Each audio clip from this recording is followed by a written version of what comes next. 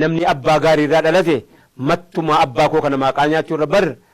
sababni biyyaa ba'uu waan namaan jechuuf miti bar dhaqanii abbaa irra caalan ijoollee keenya biyyaa baate yookiin biyya ambaa biyya faranjii biyya arabaa biyya awurooppaa biyya afrikaa jirtu kun jireenyi gaariin nama biyyaan baasu bar wanni gaariin akkaataan itti tolaa nama biyyaan baasu bar hin baasu bar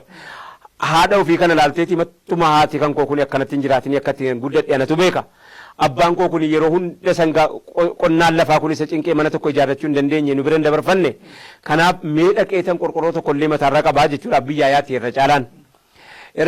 ammas immoo akkasuma wajjiniin immoo warri waa qabu immoo maaliif deeme kan warra waa qabu yaa'u jira namu abbaanaan ba'e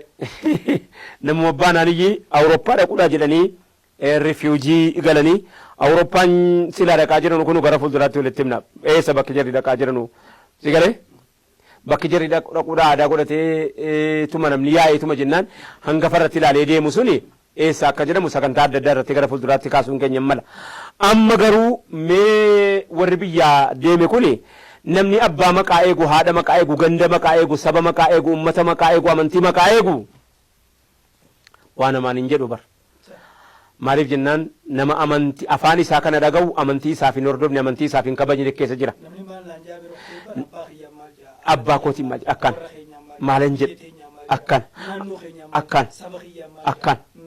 akkan mallettiin uffadhu mattuma namni haadha kootiin arrabsa akkan malletti hin dubbadhu abadan haadha koo namni arrabsa abbaa koo ollaan haadha awwaa jedha ish elaa intalaa baluu ammoo gakkaate kaa jedha yookaan